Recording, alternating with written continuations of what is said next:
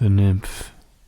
I looked to my right through the window of the Metro North train. An emerald screen of evergreen flashed past. We were on the Hudson line heading north. Conductor in a white short-sleeved shirt, utility belt, and black conductor's cap brushed against my arm as he headed to the next car. He sang softly, almost imperceptibly. Ecco Orfeo, qui portianze, feron zibo e raspar, besande e pianto. Erina wore a black cardigan, an open-collared white shirt, and dark jeans. She flipped through a magazine as she sipped from a brown bag-wrapped can of Heineken. We'd met the day before in Sophie's on East 5th Street. She'd told me that she had a thriving career playing murder victims on TV and was often a naked woman lying on a medical examiner's dissection table. Once my dream was to play Ophelia, and then finally I did, but it was a very bad Hamlet, terribly directed. It just didn't work. In fact, it made me sick. Now I have no more dreams about acting, and I can't be disappointed by anything. I'd suggested, perhaps foolishly, that we spend the following day in the countryside. As the train swayed back and forth, she looked up from the magazine. Our eyes met for a split second. Desire invaded my body. I imagined kissing her hands, her face, her neck. I imagined waking next to her in yellow morning light. I imagined that her naked body would reveal a new way of living to me. As it was, I existed in a period of preparation. Unstable, quantal, fluttering. Time of action lay somewhere in my future. In the bar, we'd spent the afternoon egging each other on. She'd told me that she believed it was better to be controlled, oppressed, exploited by someone other than oneself. That the choices we made in life were not to be labored over because everything was predetermined, planned, in advance. We had no free will. I told her about my estranged wife who lived in Tulsa, about a nervous breakdown I'd have, about being homeless, about undergoing electroshock therapy. We'd ordered beer after beer. As a trained actress, she'd claimed to be capable of summoning emotions at will. She could cry easier than I could laugh. I emptied my glass. Please, show me. Silently, she began to tremble. Then she moaned, first quietly, then louder and louder. Color rose in her neck and face. She gripped the edges of the table, her body undulated, heads turned. She keened a piercing, unpleasant sound. Our drink spilled, mascara ran down her cheeks. She fell out of her chair. On the floor, her chest heaved. The bartender rushed from behind the bar and ordered us to leave. As we walked along Avenue A, I told her, I want to learn how to do that. First, I imagine that I'm a thing in a hard, dark, empty place where nothing moves, nothing speaks. As I pulled open the door to another bar, Lucy's, I thought to myself, I'd forgotten there could be beauty, completeness in every moment, every second.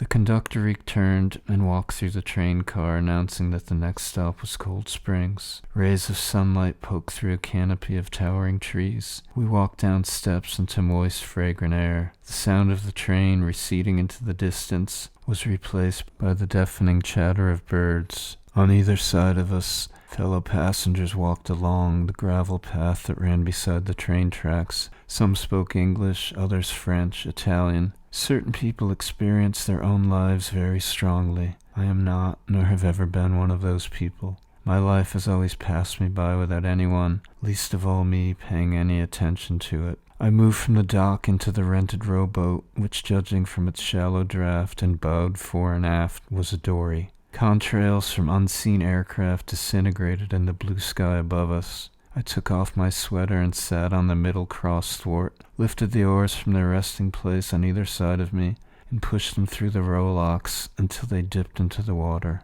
I pushed and pulled at the dark surface of the lake. Erina sat in the prow, hands on the gunwales facing me. Away from the dock, headed toward the far end of the lake, I advanced without haste, slowly looking around, taking in the surroundings. Torn from the grime and clamor of city life and sent on an obscure errand, we were the unassuming protagonists of a perfect summer afternoon.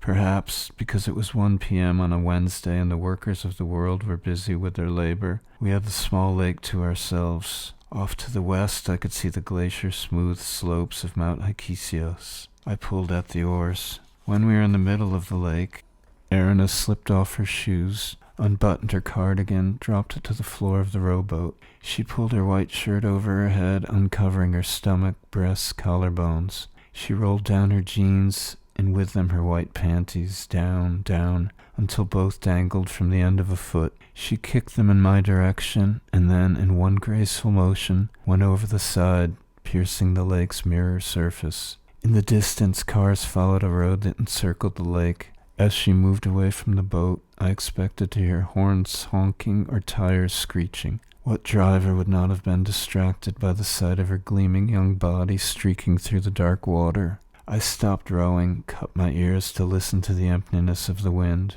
I looked down at my clothes, my shoes. They seemed 1,000 years out of date. The boat drifted silently toward the far end of the lake, where there was an overgrown tiny beach. A sign was stuck into its rocky shore: no swimming. I watched the rolling clockwork movement of her body as she parted the water with alternating, long, steady strokes. When she reached the shallows, she stood, water streaming from her white shoulders, and walked slowly toward the shore. Nearing the lake's edge with its backdrop of green woods, she turned and faced me. Her torso, hips, legs, the dark triangle, glistened. As she stepped gingerly among the stones, she twisted her wet black hair into a single strand and threw it over one shoulder. I felt a brief, perfect instant of complete possession. I unbuttoned my shirt. Crickets and larks babbled in the deep dark of the green. Belt jangling, I pushed my pants over my hips. My shoes made the sound of drums being struck as they fell to the bottom of the boat. The water was cold. Beneath its surface I was deaf but not blind. Waves of gold, pillars of light shimmered when I opened my eyes. I lifted my head and could see at the edge of the woods a milk-white figure. My feet touched bottom, and then I was running, falling, chasing, becoming.